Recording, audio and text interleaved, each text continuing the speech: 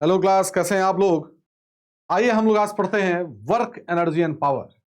बहुत ही important chapter, competition के भी पॉइंट ऑफ व्यू से और बोर्ड के भी पॉइंट ऑफ व्यू से इसमें अंडरस्टैंडिंग डेवलप होनी चाहिए आप लोगों को।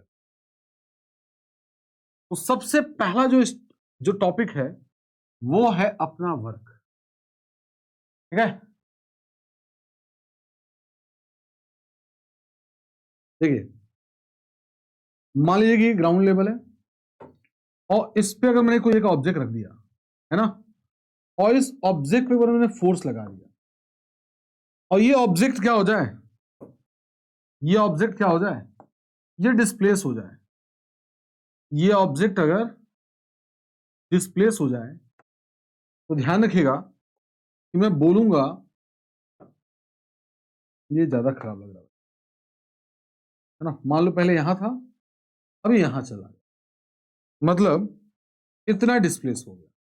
यानी अगर किसी ऑब्जेक्ट पे हमने क्या लगाया, फोर्स लगाया, अगर वो बॉडी डिस्प्लेस हो गया तो मैं बोलूंगा कि वर्क हो गया। Work is set to be done if we apply force and body get displace, है ना। वर्क इज, लिखिए, work is said to be done, said to be done if we applied a force and body get displaced, ठीक है। और work का formula हम लोग लिख सकते हैं F इंटू एस। फोर्स और डिस्प्लेसमेंट के प्रोडक्ट को हम लोग वर्क कहते हैं। Work is defined as the product of force and displacement, ठीक है। लेकिन जो इसका रियल फॉर्मूला होता है भाई साहब, वो कहता है कि अगर मान लो किसी ऑब्जेक्ट पे फोर्स F लग रहा है इधर और बॉडी डिस्प्लेस हो रही है S इधर, और इसके बीच का अगर एंगल है थीटा, तो याद रखिए जो रियल फॉर्मूला होता है वर्क का वो होता है Fs cos थीटा। ये तो उसका एक स्पेशल केस है कि F इंटू एस, ठीक है। चलिए, तो हमारे पास जो रियल फॉर्मूला है वो है cos थीटा का। आप जान लीजिएगा cos 0 की वैल्यू होती है 1, cos 30 की वैल्यू होती है √3/2, cos 45 की वैल्यू होती है 1/√2। देखो कितना आसान है, इसको लर्न करिएगा। ये क्लास 10th में ट्रिग्नोमेट्री वाले चैप्टर में आप लोग को ये हेल्प मिलेगा इससे। हाँ, उससे मतलब हम लोग पढ़ेंगे इसमें, है ना।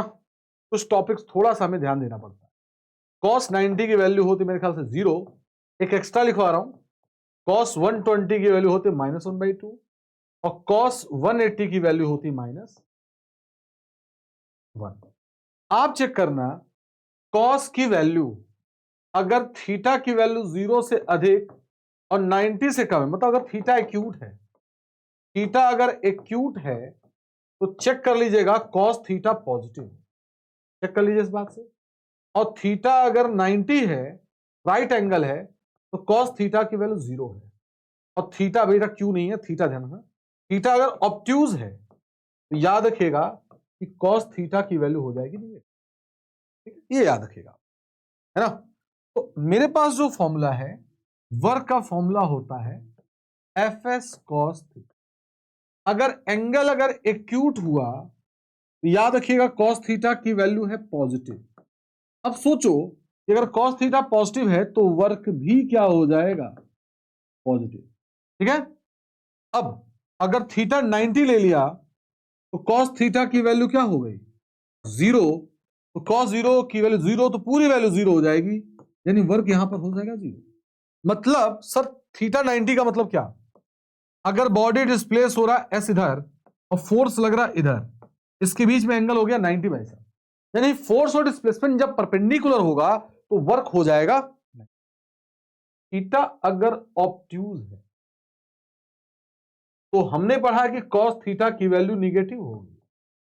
अगर cos थीटा निगेटिव हो गया तो याद रखिएगा कि वर्क क्या होगा, वर्क होगा निगेटिव, ठीक है।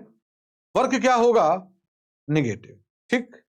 अब हमारे पास जो फॉर्मूला है F S cos theta, work positive होना है कि निगेटिव, ये डिपेंड कर रहा है कॉस थीटा।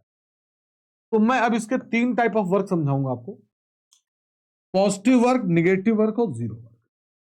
जरा आप सोचिएगा, पहला केस मैं कराने वाला हूं इस फॉर्मूले का स्पेशल केस, ठीक है। अगर मान लो कि फोर्स सर इधर है और बॉडी डिस्प्लेस भी इधर ही हो रही है, तो देखो थीटा क्या है, theta is angle between force and displacement, ठीक है। सर यहां पर फोर्स और डिस्प्लेसमेंट के बीच का एंगल है सर जीरो, जीरो अगर है तो याद रखना कि वर्क का फॉर्मूला क्या होता है, एफ एस कॉस जीरो। और अभी पढ़ा हम लोगों ने कि कॉस जीरो की वैल्यू होती 1 और डब्ल्यू आ जाएगा एफ एस। हम लोग यही फॉर्मूला पढ़ते, यही फॉर्मूला हम लोग। नेक्स्ट, अगर सर ऑब्जेक्ट का डिस्प्लेसमेंट इधर है और फोर्स इस पे इधर है, तो वर्क डन क्या होने वाला है बताओ। देखो इसके बीच का एंगल हो गया 90, वर्क डन हो जाएगा एफ एस कॉस 90, इसकी वैल्यू 0, तो वर्क डन भी क्या हो जाएगा, जीरो। वर्क डन क्या हो जाएगा, हाँ जीरो हो जाएगा। अब आते हैं कि सर इस पर फोर्स लग रहा है इधर और बॉडी डिस्प्लेस हो रही है इधर, तो वर्क डन का फॉर्मूला हो जाएगा एफ एस कॉस, देखो इन दोनों बीच में एंगल कितना है, एफ और एक्स के बीच में सर 180, कॉस 180 की वैल्यू होती है -1, तो ये वैल्यू हो जाएगी क्या, -1। तो ये याद रखिएगा कि फोर्स और डिस्प्लेसमेंट अगर सेम डायरेक्शन में होंगे तो ये पॉजिटिव वर्क होगा, और फोर्स और डिस्प्लेसमेंट अगर 90 डिग्री पे होंगे जीरो वर्क होगा, और अगर 180 डिग्री पर होंगे तो फोर्स क्या होगा, जल्दी बता दीजिए, वर्क कितना होगा आपका, नेगेटिव वर्क होगा। ठीक, चलिए अब आते हैं unit of work, unit of, ठीक है। चलिए कुछ बातें बता दूं मैं, जो अभी मैंने जस्ट कुछ देर पहले फाउंडेशन का लेक्चर अपलोड किया था, उसमें मैंने आप लोग को न्यूटन और डाइन के बारे में बताया था। हालांकि यहां पर एफ का जो होता है ना, वो होता है एम इंटू ए, वो होता है किलोग्राम मीटर पर सेकेंड स्क्वायर, ठीक है।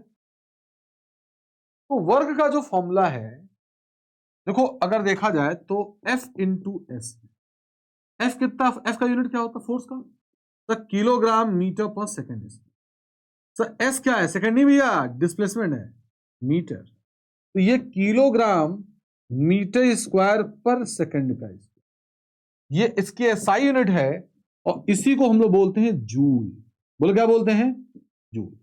सर अगर सीजीएस होता तो किलोग्राम बदल जाएगा ग्राम में, ये हो जाएगा सेंटीमीटर का स्क्वायर और सेकंड का स्क्वायर, तो ये बन जाएगा अर्ग। क्या बन जाएगा, अर्ग। और मैं बता दूं कि 1 जूल बराबर होता है 10⁻7 अर्ग। 1 जूल बराबर कितना होता बताओ, 10⁻7 अर्ग। तो सर हम लोग इसको कैसे कहें कि 1 जूल इक्वल टू इतना ही अर्ग होता है, तो सर हम क्या करें इसमें, तो मैं समझा रहा हूं क्या करना है आपको।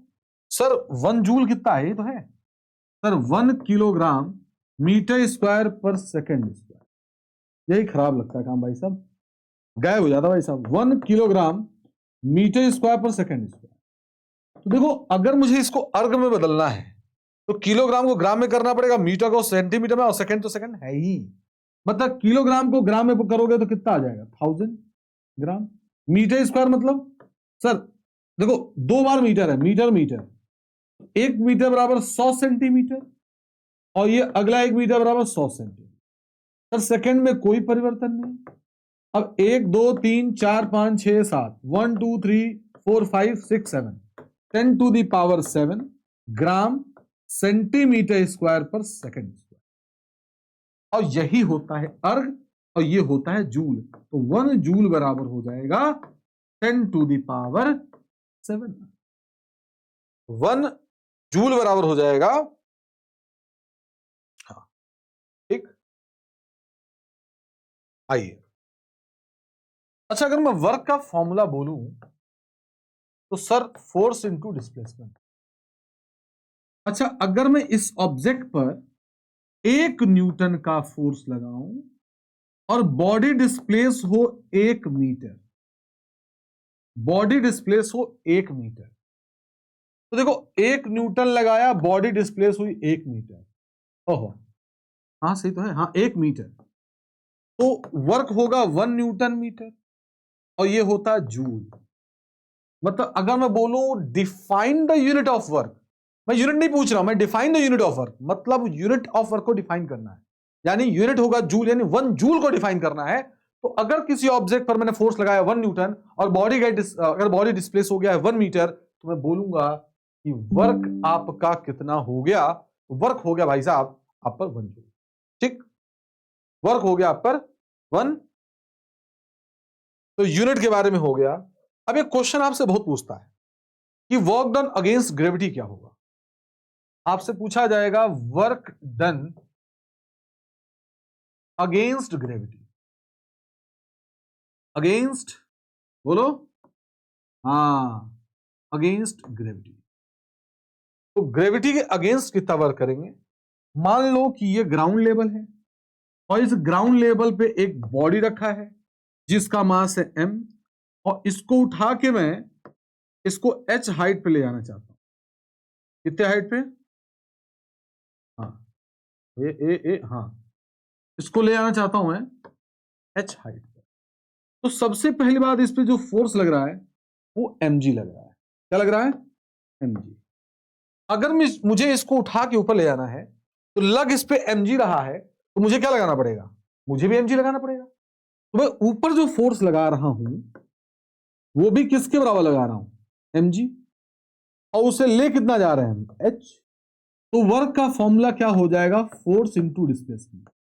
सो इसमें फोर्स mg लग रहा था तो मैं भी कितना फोर्स लगाऊंगा ऊपर भाई। अगर मुझे किसी चीज को ले जाना है तो जितना वो क्या करेगा, जितना उस पर क्या लगेगा, नीचे फोर्स लगेगा, उतना ही मैंने ऊपर फोर्स लगा दिया, और नेट फोर्स 0।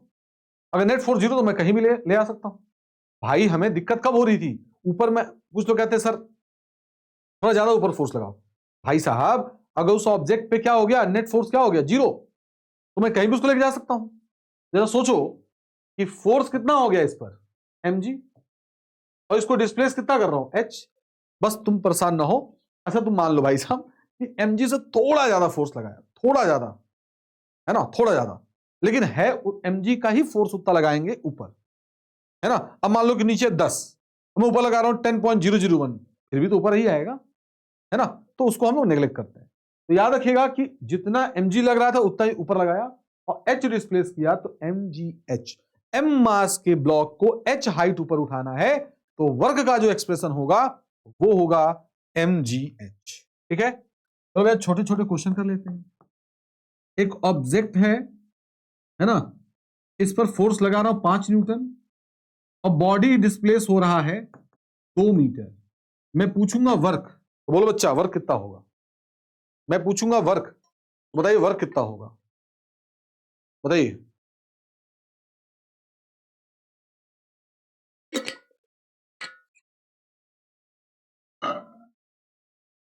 हो गया, तो वर्क का फॉर्मूला बोले क्या होगा, force into displacement. Sir force है 5 और डिस्प्लेसमेंट है 2, तो भैया आ जाएगा 10 जूल।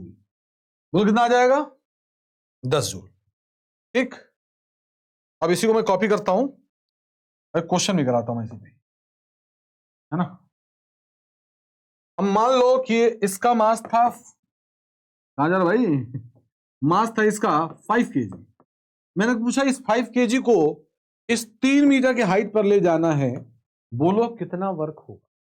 तो सर वर्क का फॉर्मूला होता है mgh।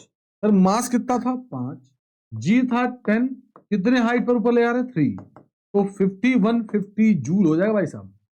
कितना हो जाएगा, यस 150 जूल। ठीक है, 150 जूल। अब देखो, हाँ एक ऑब्जेक्ट चल रहा था u स्पीड से, समझना मेरी बात से, और इन्होंने ब्रेक लगाया इधर, और ये s डिस्टेंस चलने के बाद भैया ये गाड़ी रुक गई। क्वेश्चन समझिएगा, एक गाड़ी है चल रही थी u स्पीड से और उस पर फोर्स लगाया क्या मैं f। भैया अगर मैं इस पर मास m ले लूं, चलो देखते हैं, u स्पीड से चल रही थी और मैंने ब्रेक लगाया, ये कुछ देर चलने के बाद रुक गई।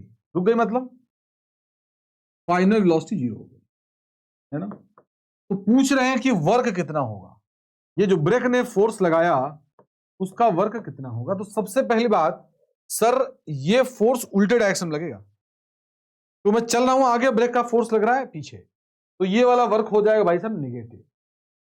अब उसके लिए हमें फोर्स चाहिए और डिस्प्लेसमेंट चाहिए। तो अब कैसे निकाला है फोर्स और डिस्प्लेसमेंट? फोर्स और डिस्प्लेसमेंट, फोर्स तो दिया है कि सर एफ लगेगा, हमने क्या लगाया एफ।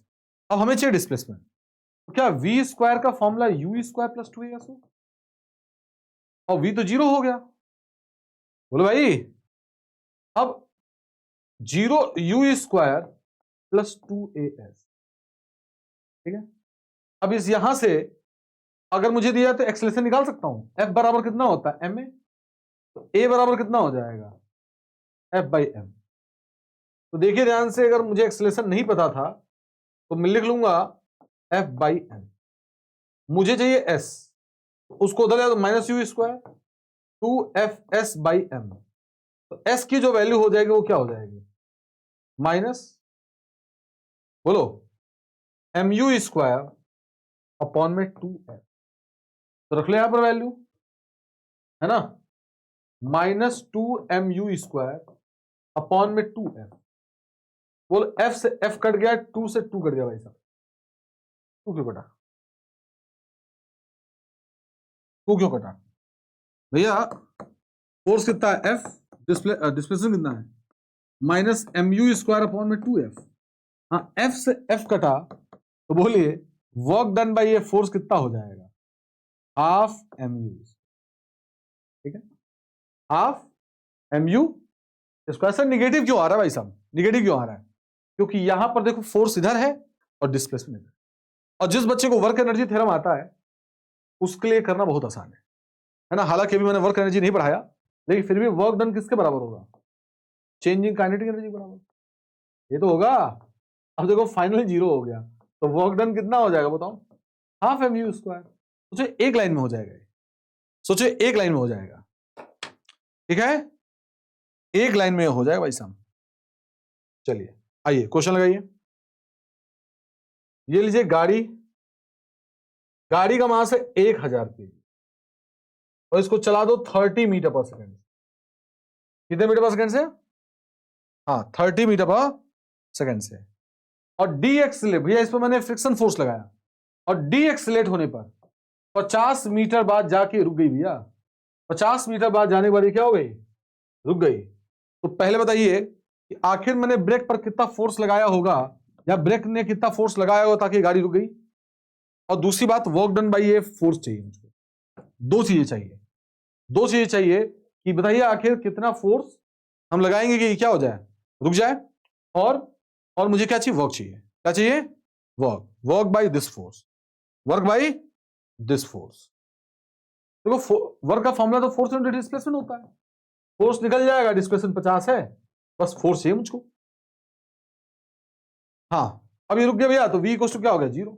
ऐसे लगा लो, भी कुछ देर पहले लगाए, v square equal to u square plus 2as, ये 0 हो गया। अब ये बचा क्या, यू स्क्वायर, यू कितना 30 का स्क्वायर 900, और 2 a चाहिए मुझको, ये तो अपने पास है नहीं, तो a रख लेते हैं। s कितना बताओ 50, तो कितना हो जाएगा, ये 100 हो जाएगा, -100 a 900। देखो -9 आ गया, देखो उल्टा है। f बराबर क्या लगा लोगे, एम ए, एम कितना बोलो 1000 इंटू 9, तो कितना आ जाएगा 9000। अब इसको माइनस लगा लो, ये कितना हो गया भैया, माइनस लगा लो 9000, कितना हो जाएगा 45, फिर कितने 0, 1 2 3, कितना 2, ठीक, कितना जूल।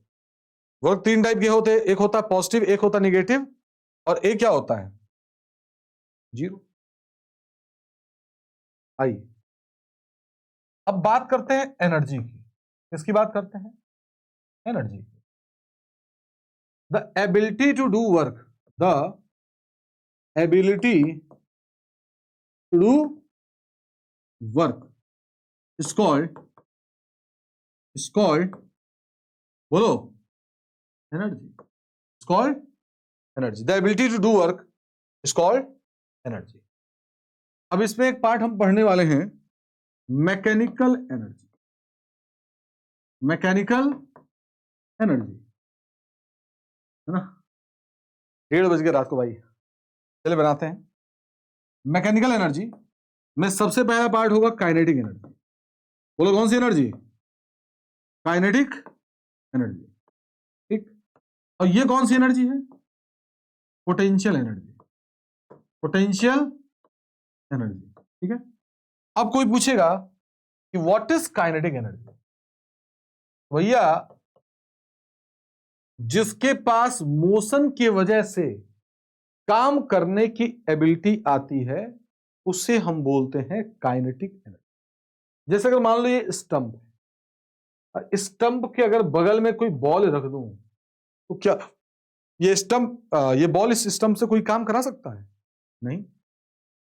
लेकिन यही बॉल बहुत तेजी से ऐसे आके हिट करे, इसको हिट करे तो ये देखो बॉल लड़ेगी स्टंप पे और स्टंप कुछ दूर चला भी जाएगा। तो देखो स्टंप पे लगा फोर्स और वो डिस्प्लेस भी हो गया, यानी वर्क हो गया। तो जो पहले बॉल रखा था स्टंप पे वर्क नहीं था, लेकिन दूसरी बार फेंक के मैं बॉल मार रहा हूं, वर्क हो जा रहा है। क्यों, क्योंकि इस बॉल के पास काम कराने की एबिलिटी आ गई ड्यू टू किसकी वजह से, मोशन की वजह से। इसी को हम बोलते हैं काइनेटिक, है ना। ये एनर्जी पजेस होती है बेटा, पजेस होती है, ध्यान रखिएगा। क्योंकि एक हीट होता है वो पजेस नहीं होता, वो हमेशा फ्लो करता है।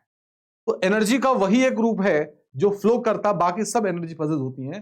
यानी जो काइनेटिक एनर्जी वो पजेस है, the energy possess by a body. The energy, देखिए लैंग्वेज लिखा है, इसका क्या मतलब है, the energy possess by a body, by a body by virtue of its motion, by virtue of its motion is called क्या हो जाएगा, काइनेटिक एनर्जी। कौन सी energy, kinetic energy. The energy possess by body by virtue of its motion is called, बोले भैया, kinetic. Done है।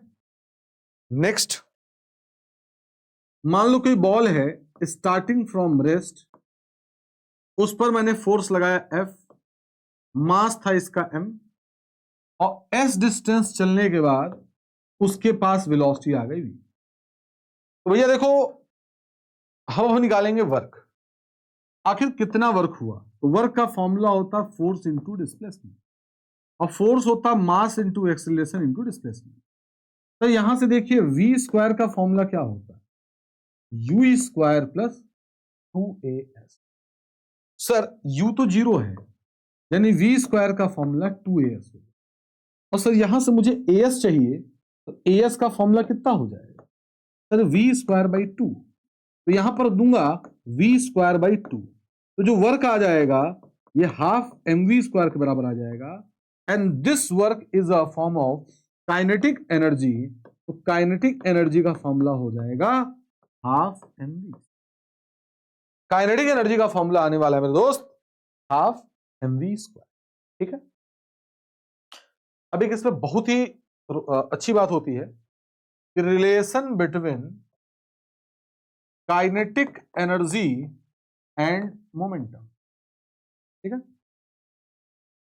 ध्यान से देखिए, काइनेटिक एनर्जी का फॉर्मूला होता है हाफ mv, ठीक है, हाफ mv स्क्वायर। मैंने क्या किया, m से ऊपर मल्टीप्लाई m से नीचे मल्टीप्लाई।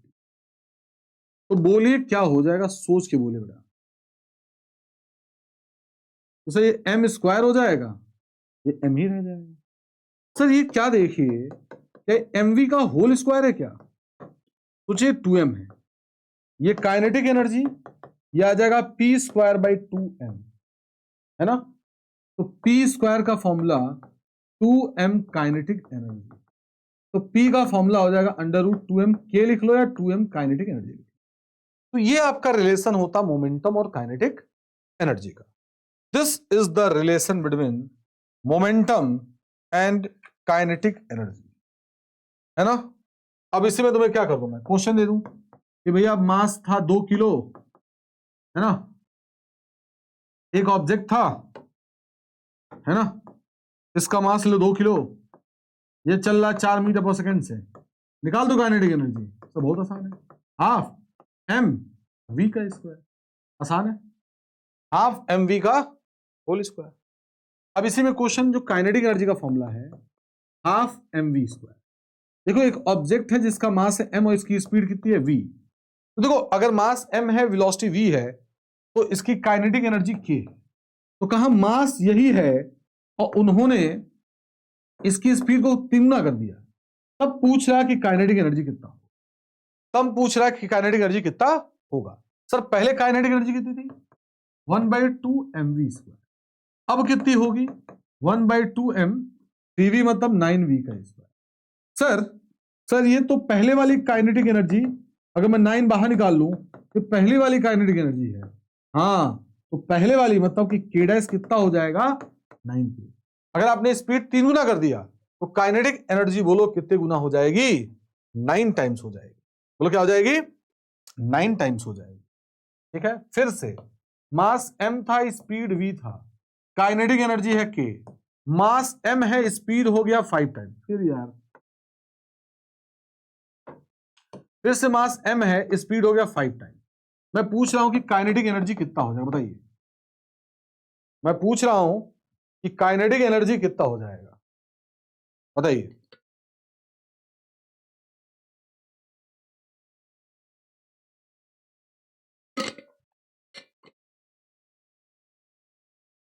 जल्दी बताइए,